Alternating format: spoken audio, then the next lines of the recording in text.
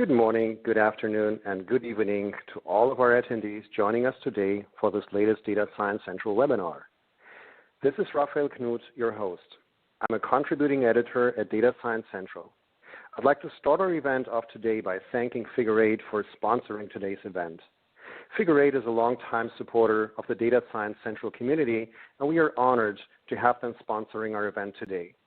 Today's webinar is entitled, Making AI Work in the Real World, How Real Companies Get Real Value with AI, to be presented by Figure 8. Before we begin, I'd like to briefly review the format of today's webinar. Today's event,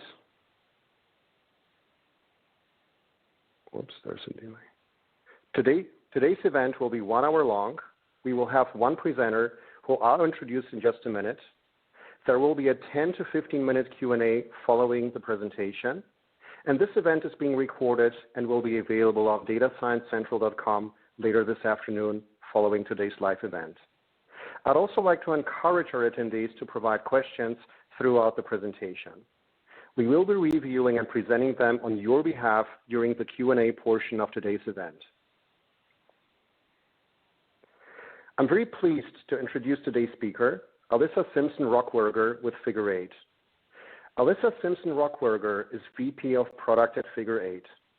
Alyssa is a customer-driven product leader dedicated to building products that surprise, delight, and bring new value to market. Her experience in scaling products from conception to large-scale ROI has been proven at both startups and large enterprises alike. As Director of Product Management at IBM Watson, Alyssa saw firsthand how thoughtful, sophisticated use of data has the power to transform industries. During her recent tenure at IBM, she oversaw the development of large portfolio of AI products, including vision, speech, emotional intelligence, and machine translation.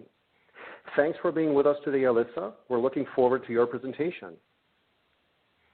If you've read your fair share of tech press, you've certainly been exposed to breathless forecasts about the promise and power of artificial intelligence.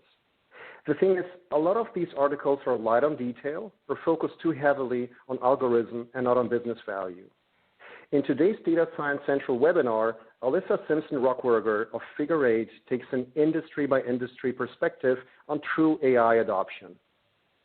We will cover an approach to AI that realizes business value, real-world examples of businesses using AI to improve their bottom line, real-world use cases in e-commerce, enterprise software, robotics, IoT, AgTech, and more.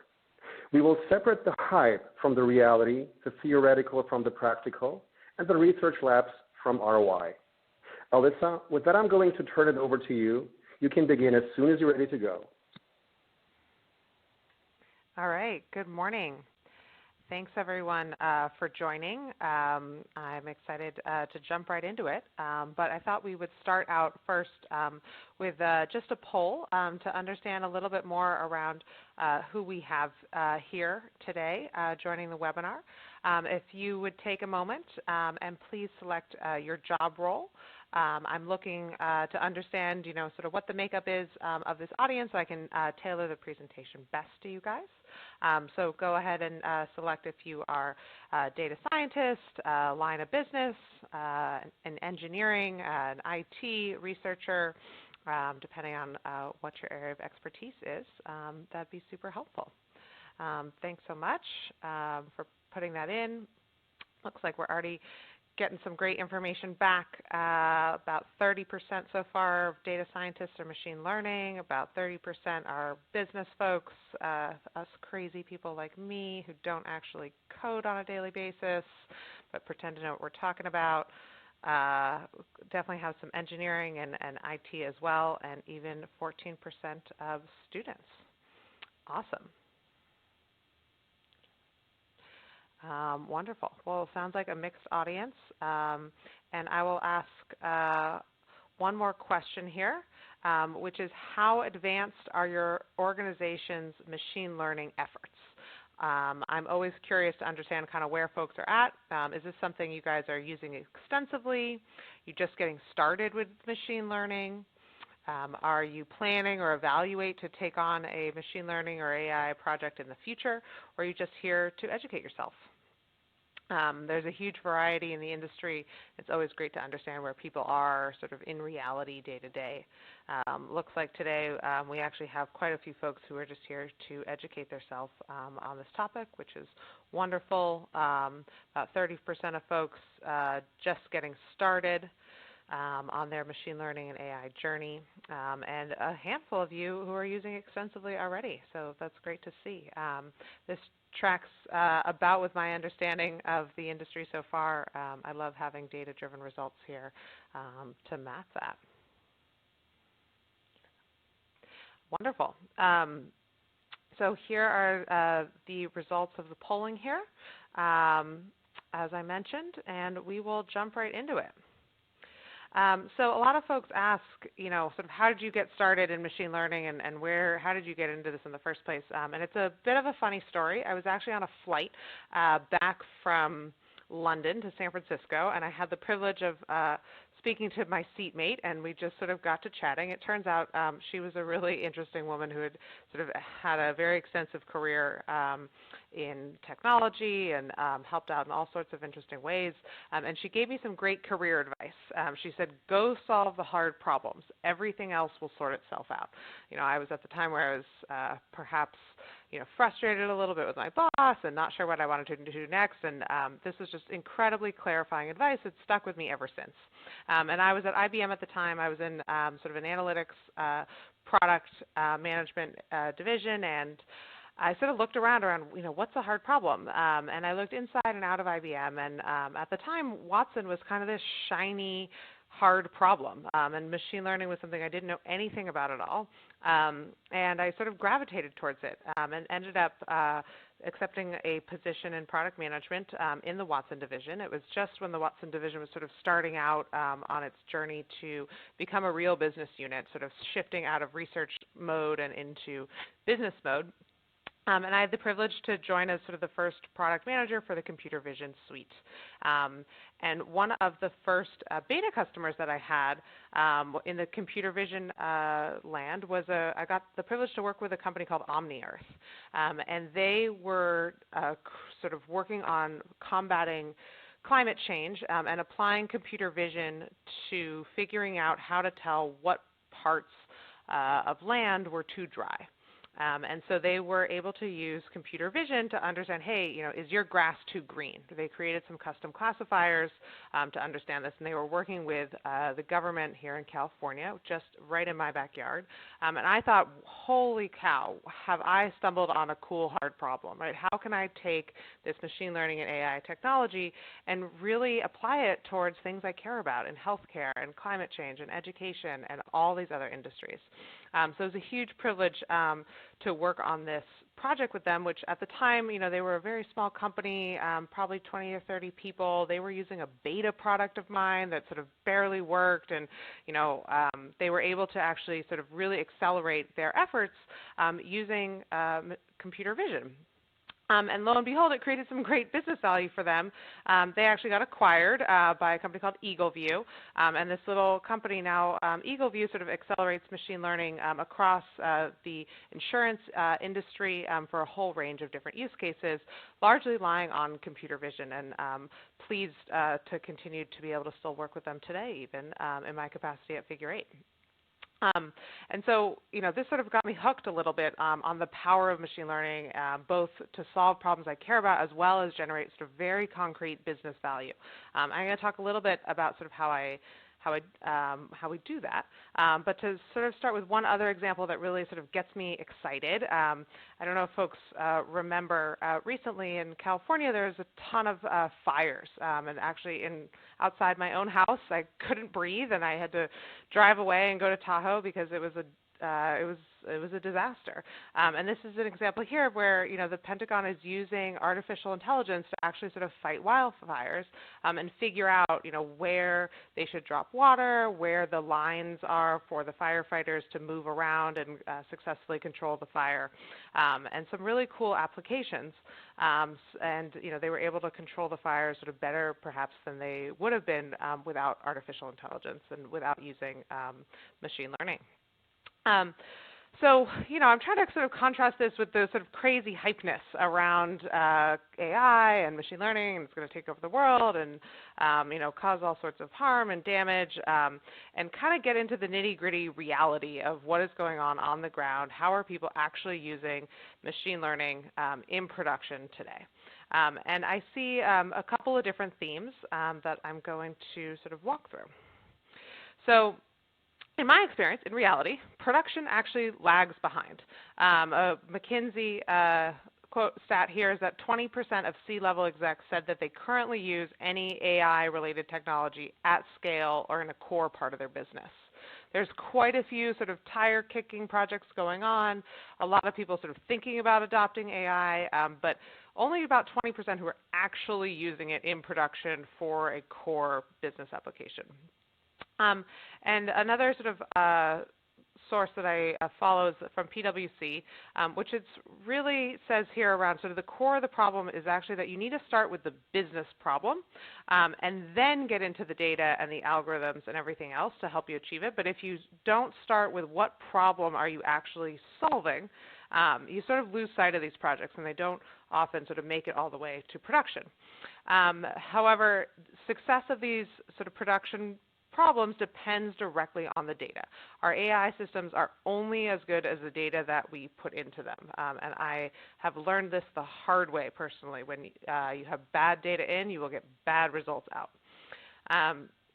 So one of the typical approaches that I see to AI sort of looks like this. People start with ingesting data. You clean the data, transform the data, do some initial model training, sort of test and validate, perhaps sort of do some selection there, and iterate a few times, and then deploy. It's a pretty sort of normal academic approach to AI. And what I found is that this rarely works very well in business setting. And so I propose a different sort of path forward here that I think works a lot better. And this one is an approach that sort of realizes business value.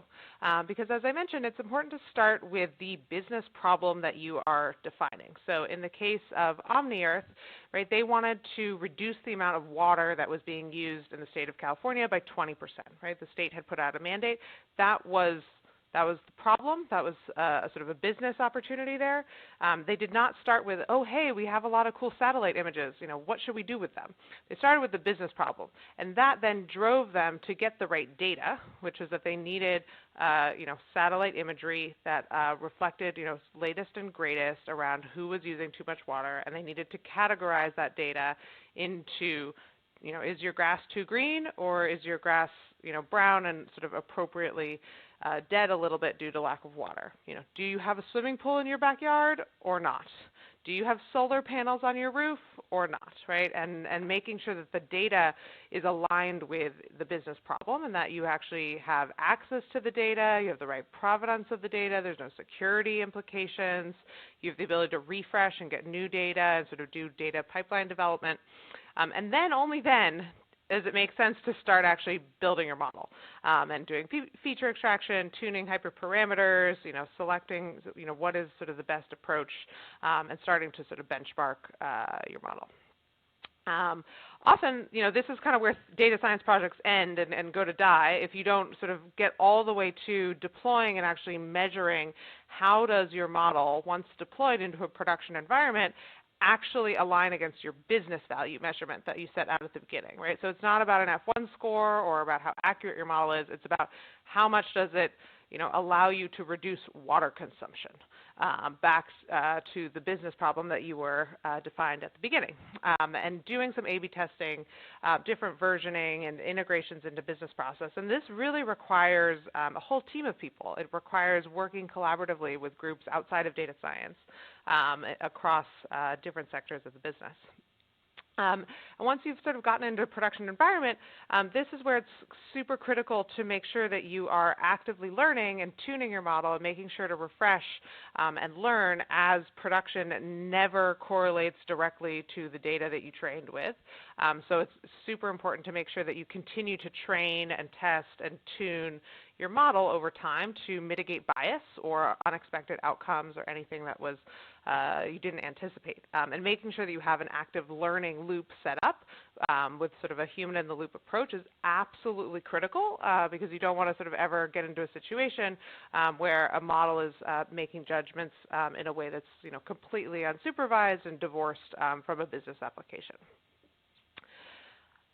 So, to sort of in summary here, right, production systems actually learn, right, and the way that they learn is from humans, and it's, pretty simple. The machine learning sort of model will make a judgment, and that judgment also comes with a confidence around how confident is that particular piece of data. How confident is the model about that situation, and how close is it to situations it's been trained on previously? And in situations where it's not as confident at the threshold that the human has set, right, you as the owner of the model, you need to send it to humans for review to understand, and that then feeds back into a loop to actively train the machine learning model and improve it over time with more and more examples. So I'd love to kind of transition gears a little bit and talk about folks who are actually doing this in production and getting value, so we might learn from their experiences. So here at Figure 8, we are just super pleased to work with over 200 customers. We think these are sort of the best and brightest in machine learning and AI, and it is an absolute privilege to work with them. I'm going to start with some e-commerce customers. We find that our e-commerce customers have been doing this a long time, often starting with search relevance. And the business metric that they're often looking for is around improving their search results. Everyone's had the bad experience of searching for something in an e-commerce website, and the results just kind of are bad. And it's hard to articulate sort of exactly what way they are bad and why they are bad. But the business metric here is around increased site conversion. And so they start with the business problem, defining sort of exactly what bad means and what good means as well. What do good search results look like? Getting buy-in from stakeholders, sort of a timeline around how much are they going to invest in this project and the resources to do so. And one example here that we'll go through is Home Depot. So they took a problem, which was site conversion, and they broke it down into a sort of more narrow problem, which was improving their search results. And what they really meant by that was improving the click-through rate on the top 10 search results returned. And what they found was that what they really needed to do was actually improve the percent of hero images which featured the product. And so that becomes a computer vision problem. And as you can see, they sort of broke it down here. And what they meant by hero images in the search results are ones that sort of showed the product by themselves with a white background, versus an image that showed products sort of in the context of a room or other furniture. So these were the sort of lifestyle images versus product images. And they needed to train a computer vision system so that when images were uploaded into their system, they could automatically disambiguate which was which and categorize them appropriately so that they never showed sort of a wrong image in the wrong place.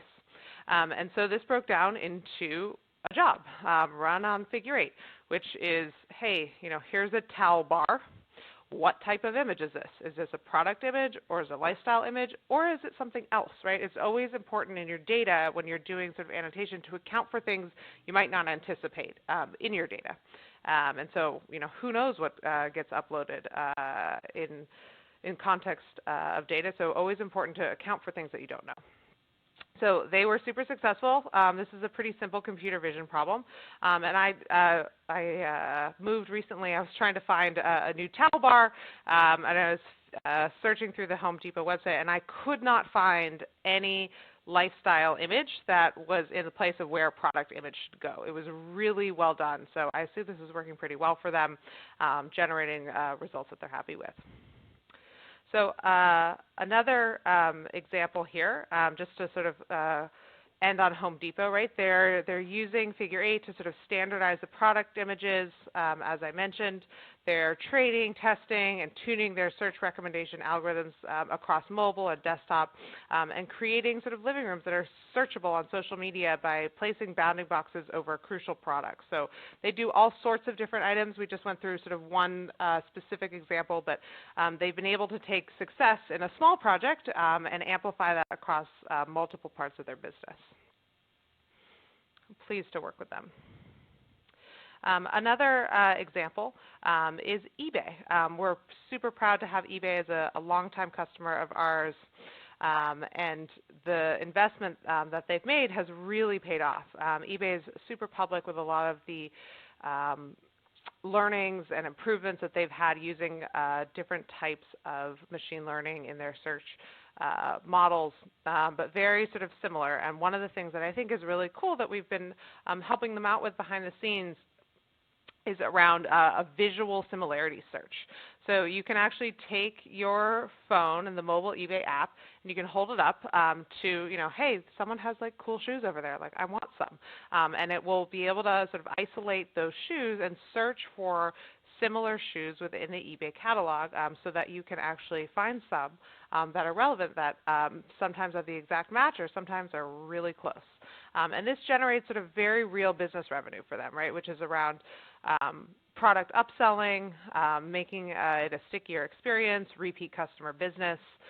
Really exciting to see the results they've gotten, and they're quantifying that as driving more than $1 billion per quarter in incremental sales on its marketplace. So not too shabby. Switching gears a little bit in enterprise software, I'll break down, I think, an experience everyone's had who's traveled on business. But in enterprise software, the metric is often around improving the customer experience or automating a sort of business process. So I don't know who travels, but when I travel, it is kind of a pain to always keep track of my receipts. And one of the cool ways that has come out in the last few years is, oh, cool, I'll just snap a quick picture of it. And that works great from the customer perspective, but behind the scenes, let's break down exactly what's happening there. So Workday had a challenge around wanting to make sure that this business process was really seamless and really smooth for their customers. So they wanted to improve the customer experience around expense submission. And what that meant was reducing the manual time to enter the receipt information. Because often the OCR system that they were using wasn't super great and sometimes sort of didn't get every field. And so they wanted to automate the recognition of a couple key areas, which was price, date, merchant, and address. And that meant improving text recognition by improving the bounding box localization in their particular case. So to show you what some of these receipts look like, right? Receipts are all different. Often they get crumpled in someone's pocket, or they're taken pictures in really low lighting, or they're hard to read, or the date is in different places. And so they needed to sort of train a fairly sort of complex system to break this down. And they were super successful with it, which was really exciting. And as we know now as consumers, right, this is a super seamless process that works really efficiently. So another example, similarly around sort of bounding boxes, but in a different capacity, was Here.com. So Here.com is, for those who don't know, is a very large mapping software company that powers a lot of sort of in-car directions that you have probably used. And what they wanted to do is improve the customer experience for directions, improving these sort of in-car directions in the real world, and improve the tracking of road signs in real-world locations by improving the percent of road signs that they actually recognize successfully, which again broke down into a text recognition bounding box problem. And so Here.com was able to really sort of fine-tune what they were able to recognize by using a number of different techniques in computer vision, all the way from video object tracking to semantic segmentation, bounding boxes, text transcription. These are sort of multi-level, complex job workflows that really allowed them to scale up their ground truth collection, process and quickly build a large reference library to test the performance of their detection algorithms. So really pleased to work with them on this process. Another example here is LinkedIn. I'm sure folks have probably been on LinkedIn already this morning. I know I'm often checking my notifications. And one of the opportunities that LinkedIn had was around using Figure 8 to train models that improved their job search and job listings from billions of different data points, because as it turns out, not everyone talks about titles in a consistent way or jobs that they've had.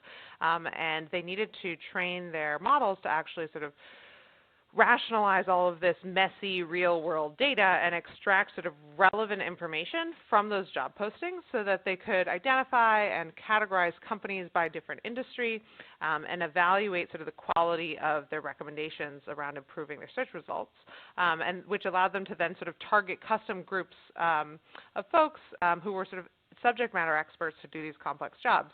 And the head of product for LinkedIn Talent Solution has really called out sort of the great work that this has done, because over the last year, improvements to products in this sort of suite of products have helped increase the in-mail response rate by 45%, which is one of the sort of key business metrics that they track. Even better, the total number of continuing two-way conversations started in LinkedIn Recruiter has doubled. So again, tying sort of what was a tech sort of entity extraction machine learning job directly to a business outcome, which was improving response rates and communication. So the closer you can tie those two things, the more successful these projects typically are. Changing gears again, 4C does a ton of work in the background around sort of understanding sort of the voice of the customer across a huge variety of industries and clients.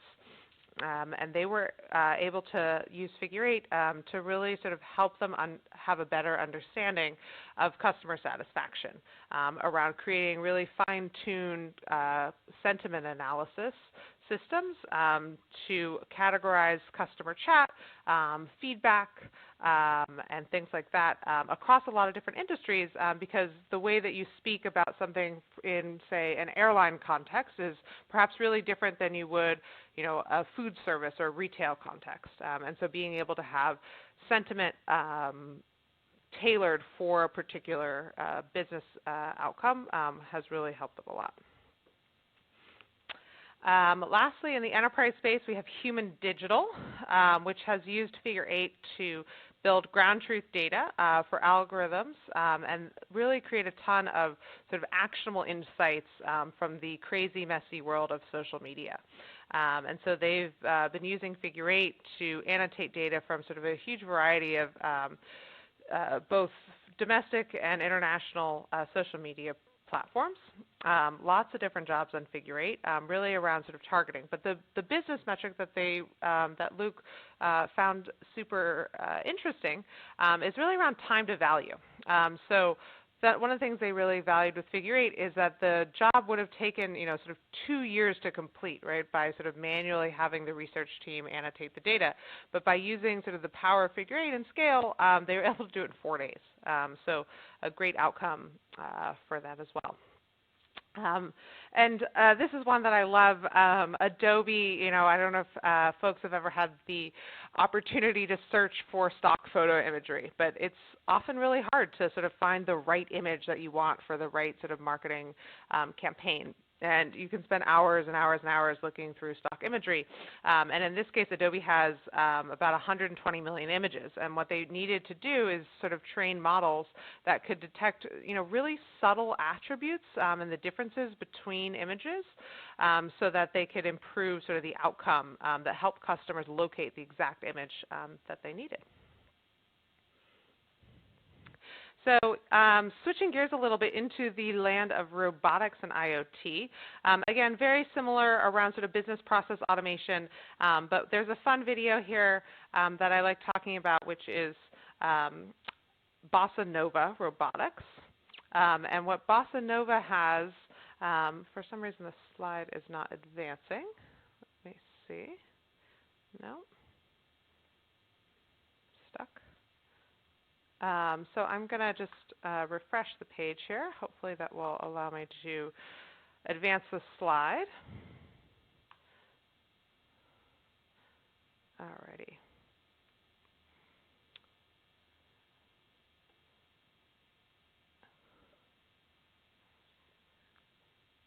Awesome. So Bossa Nova Robotics here. Apologies for that delay. I don't know if anyone's been to a Walmart recently, and they have robots going up and down the stores, taking pictures of what's on the shelves, what's out of stock, what sort of needs more going to be refilled. And they broke down this problem really succinctly here around Walmart needed to improve their customer experience and increase repeat customer business by improving the store experience, improving the percent of shelves that were fully stocked at 100%, which meant understanding which products are understocked. And at the end of the day, right, that's a computer vision problem around delineating between stock shelves and empty shelves and identifying sort of what products were missing. And so, from a robot perspective, here's what a stocked shelf or an unstocked shelf looks like, and needing to sort of disambiguate that and understanding sort of exactly what was the product that was out of place. And so really thrilled to work with them to help them annotate the images captured by these robots, identifying over 200,000 products, and really sort of improving the outcomes for Walmart at the end of the day, right? Because in just about 2 minutes, the robot can, take an image of 80 feet of an aisle, right? Capturing over 2 terabytes of data, scanning 100,000 foot plus store, right? That's a lot of information. And how do you figure out sort of very quickly exactly what products are out of stock when? So I'm really excited to work with them as well. And I believe they've been scaling up like crazy, starting out, just in a couple of different stores, and by directly connecting, the outcome of their computer vision system to customer experience, they've been really able to scale up fast. So switching gears to agriculture, as you can see, there's sort of a theme here, right? But it's around getting down very, very narrowly into the business metric of what you're trying to achieve. And in agriculture, that's really around increasing crop yield, increasing productivity. It's around reducing labor costs or an increased efficiency. And a client of ours, Resson, is sort of hyper-focused on sort of what they call data-driven farming. And what folks may not know is that in farming, there's often sort of a lot of waste that goes on around sort of spraying fields with pesticides. And what's cool about them is you can really sort of change the dynamics of that and get really narrow and really specific around sort of exactly what crops need to have, sort of pesticides sprayed onto them, and others that don't, right? So sort of reducing a lot of waste in the system. And so they create sort of these really cool maps. But at the end of the day, they're trying to figure out, which grapes have what kinds of bugs or diseases on them, and how can they sort of change that to really understand and only spray sort of in the narrow areas that they need to. So what they've been doing is using computer vision to detect sort of anomalies, pests, diseases in farming, which has resulted in increasing their crop yield and even reducing foodborne illnesses. So foodborne pathogens, I didn't know this actually, sort of resulted in illnesses for 48 million Americans annually. And the average cost to food companies for food recall is about $10 million in direct costs. So being able to put a dent in that business metric really goes a long way. A similar customer called Blue River Technology, I believe, working with them, sort of taking a slightly different approach, but they've been able to achieve sort of a 90% reduction in pesticide use and cost, and a 50% reduction in seed cost, because they have sort of a 90% here around computer vision algorithm accuracy by using sort of a pixel level semantic segmentation, which is around sort of the nuances of what leaves those are, which ones are good crops, which ones are weeds, and disambiguating between them. So another super great use case. In the education space, I find this one really fun. Learning a new language is really hard for me. And in education, it's really around sort of how do you scale the great quality instruction and feedback while keeping costs low. So I don't know who's ever tried to learn Spanish, but a company by the name of Blue Canoe puts out a great app around helping people learn another language. And what you sort of do in this app, just a few minutes a day, you get instant feedback, and you can sort of track your progress. And what they were doing before working with us is that they sort of played these audio clips, and they were asking University of Washington linguistics sort of grad students to rate an individual's pronunciation. And what they sort of, the challenge with that was that they really couldn't scale that business very successfully. There's only so many University of Washington linguistics grad students, and they need to get paid in a wage that makes living around the University of Washington sort of tenable. And so there's sort of a limitation there. And so by breaking down this sort of training problem and mimicking what the University of Washington grad students were doing and breaking it down into really sort of minutia of what decisions they were making, they were able to train a model. And they, by working with us, they sort of were able to save about 81% because they were able to break it down to, okay, 1, can you listen to the full audio recording? 2, were you able to focus on just the final word? Determine the clarity of the final word, and asking sort of a series of more specific questions allowed them to train a system behind the scenes that had no statistical difference between feedback from the contributors that were distributed and the grad students. So really cool outcome for them. So hope all of these examples were really helpful. I want to talk a little bit around sort of product and process, just to understand a little bit more kind of behind the scenes how this all works and comes together.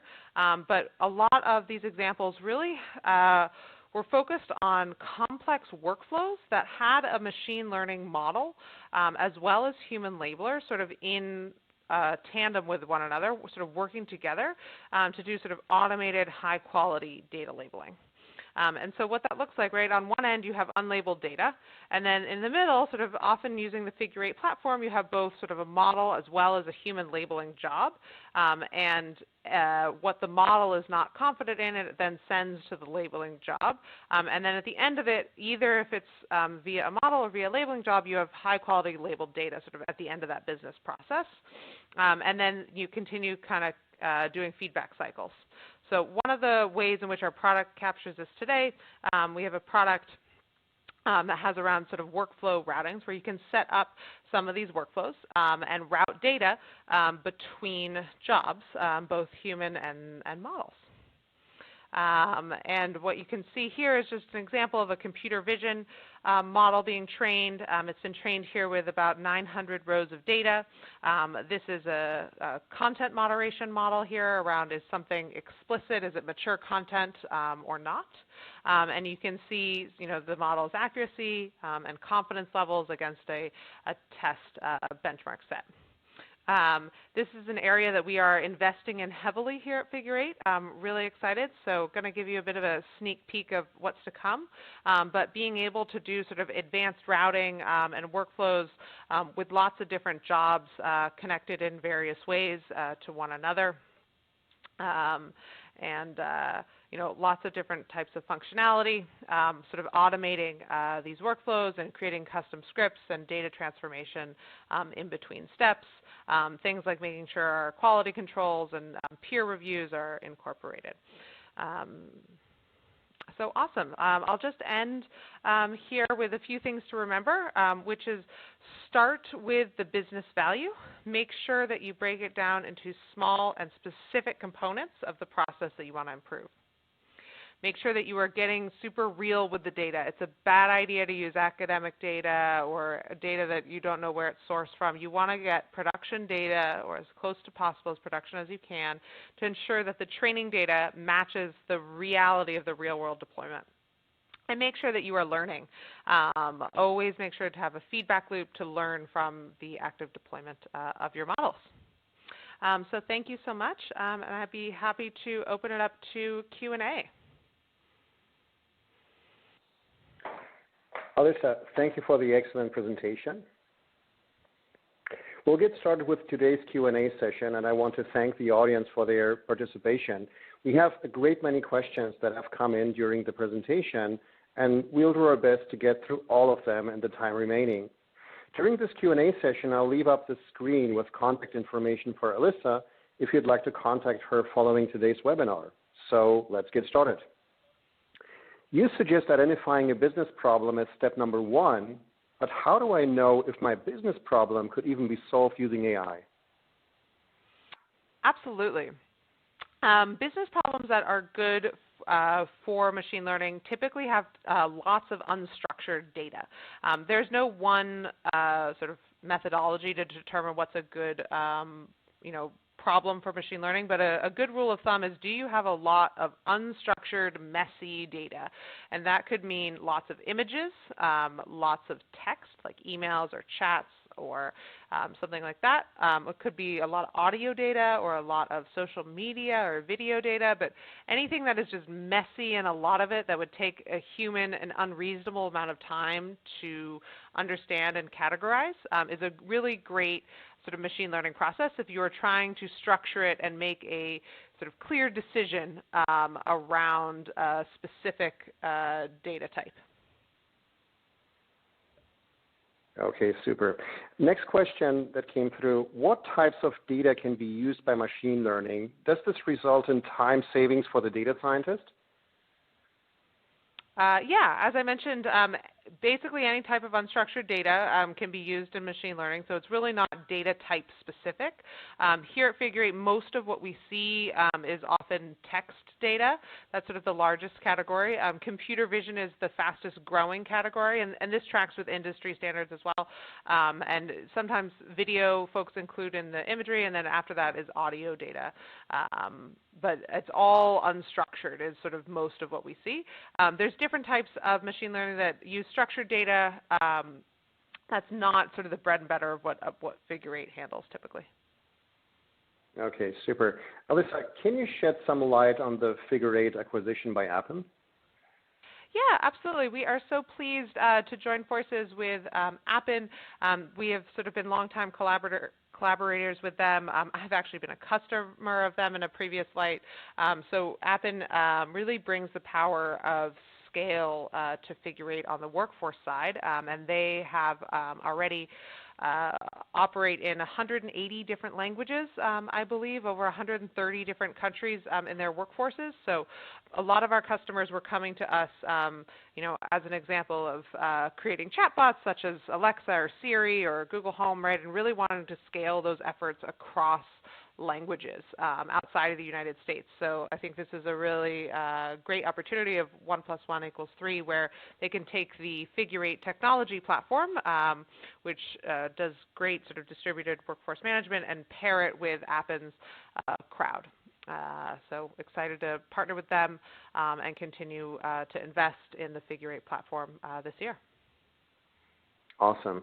Alyssa, next question that came in. After training, do you export the new labeled data for your clients to use for their models? Yes, and actually all of that is just done directly in our platform. So as a data scientist or a business owner, you can log into our platform and directly download the data yourself, either via CSV or API connection, either in a report that is aggregated, so taking multiple human judgments together, or you can have every single line of data annotated. Super. Is Figure 8 working with any aspect of legal tech? I would have to double check. I don't know all 200 use cases off the top of my head, but I believe the answer is yes. There's quite a bit of work, as I understand it, in sort of the legal sort of OCR area and sort of transcribing legal documents. It depends exactly what component of legal tech folks are after, but often that takes the format of procurement. We've been working with quite a few different teams at IBM. One of the products that they work on is called Compare and Comply, which is really targeted towards legal procurement technology. So lots of experience in related industries. Awesome. Does Figure 8 software have active learning or unsupervised learning capabilities like SageMaker ground truth claims? Yeah, so those are really different things. We are proud to be a partner of SageMaker Ground Truth. We are one of the one of sort of the places that powers SageMaker Ground Truth. Ground Truth has a number of different components in it, one of which is sort of an unsupervised model in two very specific sort of niche use cases. But it's, the question is kind of comparing apples and oranges. You're talking about different things, but we have models incorporated into our platform directly, and then we partner as well with SageMaker Ground Truth for components that are not directly integrated into our platform. But we've pleased to work with Amazon on all sorts of different projects. They're a large customer of ours. We're a partner of them in a business perspective, and jointly share quite a few clients. Super. Does Figure 8 have human labelers, or do you work with partners for that? Yeah, both. So with this acquisition by Appen, we have access to all of Appen's direct crowds, human labelers. We also have a network of several dozen different labor workers that we partner with directly. And then we also operate an open crowd, which from what I understand is quite a bit larger than Amazon Mechanical Turk's sort of open crowd. So all different types of labor, sort of depending on what folks are interested in, anything from sort of open market labor, labor under NDA, specialized labor in a sort of specific skill or language or geography, all the way up to being able to use your internal labelers for perhaps sensitive data that cannot leave your premises. Based on your experience, Alyssa, what would be a minimum accuracy threshold you would want before deploying a model for implementation, such as a recommendation system? Yeah, so it really depends on the nature of the business problem. In, say, product recommendations on a e-commerce website, right? You're recommending, hey, I think this shirt would be recommended to you because I think you might like it. There's a pretty low bar there because sort of nothing bad happens if someone doesn't click on the shirt. In a different scenario around sort of making a recommendation around, say, a medical procedure, I would have a really different accuracy threshold because making a bad medical recommendation around what sort of procedure to have could have a really bad real-world outcome. So it's totally apples and oranges. It depends on the business process, but that's really around working with the specific stakeholders for your model. Super. Alyssa, one question that just came in. I'm trying to get buy-in for AI in my organization. Do you have any specific customer results you can share? Yeah, absolutely. I think actually a bulk of this presentation had quite a few customer results in it. I believe we can make these slides available externally to share. Happy to follow up offline. If you send an email to questions@figure8.com, we can point you to all sorts of case studies, and there's quite a few available on our website under success stories. Super. Next question, Alyssa. With machine learning assisted data labeling, is it possible to use the same kind of workflow with a model that you control rather than a model that lives on a third-party platform? Absolutely. Quite a few of our customers, such as Bossa or quite a few that I spoke with, control the model, and the model lives in their infrastructure, and they just send the output of that model to ours. So it depends on the customer workflow and your tech stack. Super. If building out an AI team or initiative, what resources are critical for success? What do I do first, and how long until I start seeing value from AI? Yeah, this is a tricky one. The first one is making sure that you have a cross-functional team. It's not really just about hiring data scientists, though absolutely data scientists are instrumental to a successful team. You need to define what problem these folks are going after and solving. Actually, my husband just started a new job, and he's really excited to be building out his team and building up a machine learning team directly. And he asked me the same question last night. And he said, where do I start? I was like, go talk to your business stakeholders, right? What problem are you solving? Because that will dictate what types of skills you need to hire for directly. There's a huge range, right? You may need someone who specializes in computer vision or natural language processing. You may not need a sort of data science person. You may need someone who does business analysis, and making sure you may want someone they call, there's sort of a new title that's emerging called sort of data engineer, right? Someone who can kind of be a bridge between a traditional software engineering team and a machine learning team. So all sorts of different skill sets that you'll need depending on what you're trying to achieve. And then, the expected time to value also really ranges depending on the size of your business problem and how successful you can be at enabling the team that you've hired. I find that a lot of it is dependent on the data. That's often sort of where projects go to die if you don't have access, clarity of the business question, and then access to the right data to solve that business problem. So the faster and sooner you can get the data problem solved once you've identified a business process, building a model is just not that hard, and there's a lot of great tools that have popped up in the last couple of years to really help data scientists do that really efficiently. So that can be a few weeks to build a model or less. Super, awesome. Next question that came in, my team uses the more linear approach to AI. What first steps do you suggest to transition to the more business value-centric approach you described? Yeah, first steps are really finding the business owner, right? So who is the person that is going to get the business value out of what you're building at the end of the day? So start by tracking them down, right? Who are they? I would interview them saying, hey, what are your problems? Is this problem here that we're solving important to you? If not, what are the problems that are important to you, and how important to you is it that they get solved? Ask questions around urgency. Does it need to be solved today, tomorrow, next week? How much is it costing them to not have this problem solved? What's the impact of continuing with the status quo? And really start making sure that you are connected with the person who is controlling the business outcomes, and building a bridge with them from a relationship perspective really goes a long way. Super.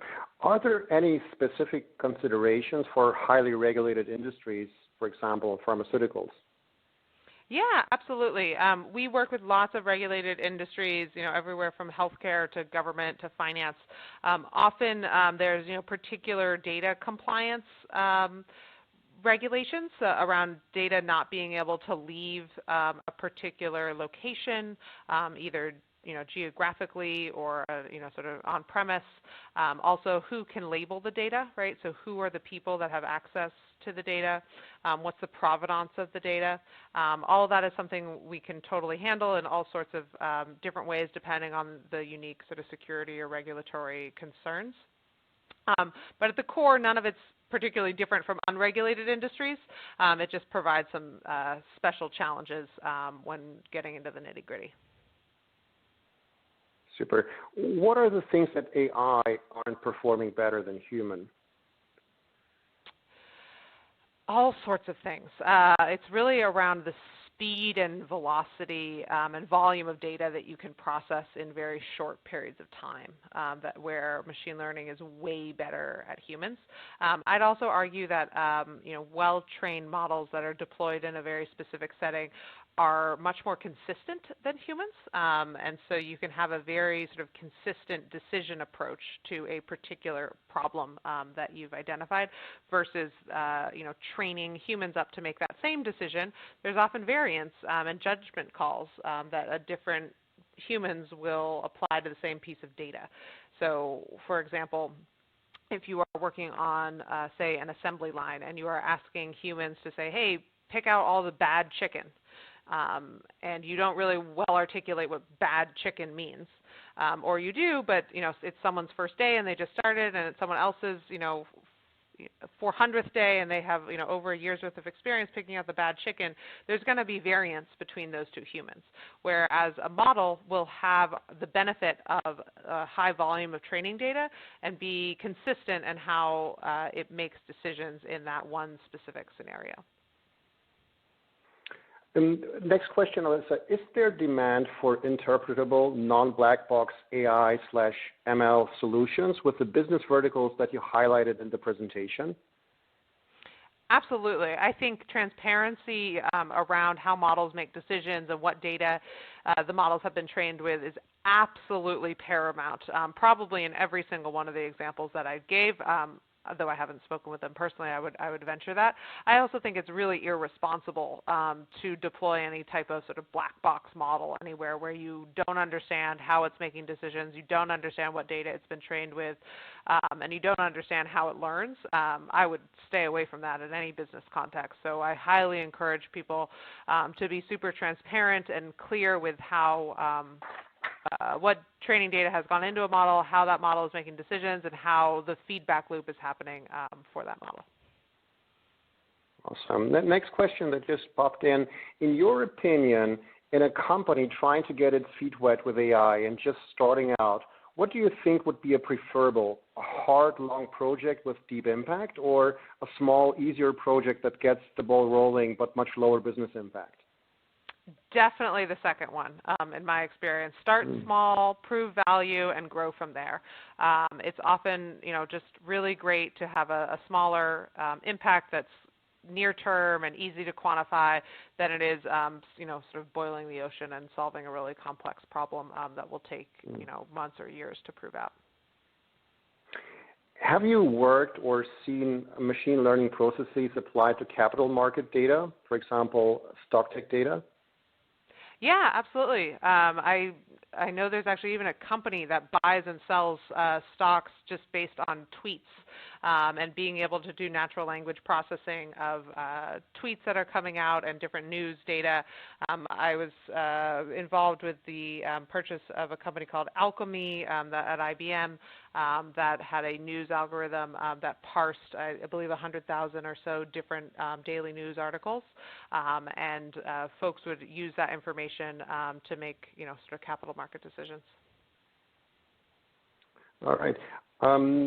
Are any of your software systems patented?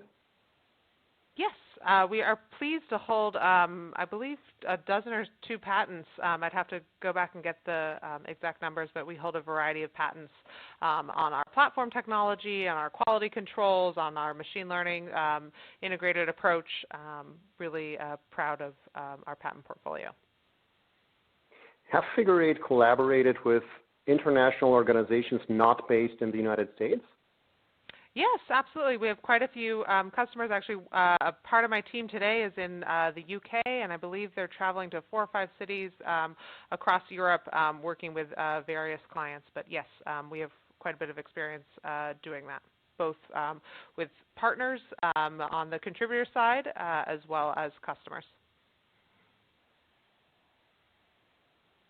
Okay. Let me just see if there are any further questions from the audience. Let me just flip through them very briefly. All right. Do you do any safety critical applications where an unexpected output from a learned result would be dangerous? Yeah, absolutely. There's always places where models can make a decision that is perhaps unsafe, but that's really sort of often a lower risk than the human who would be in that same scenario. So it's about making sure that you're breaking down the decisions into a really sort of narrow and specific series of decisions, making sure that you have a human in the loop approach. Often, for example, in the medical industry, right, where a model is making a recommendation.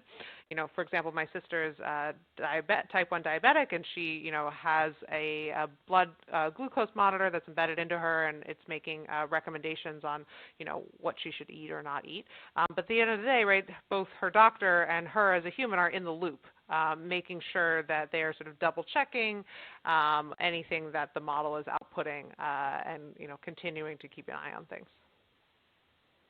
Alyssa, thank you. Great answers to some very good questions.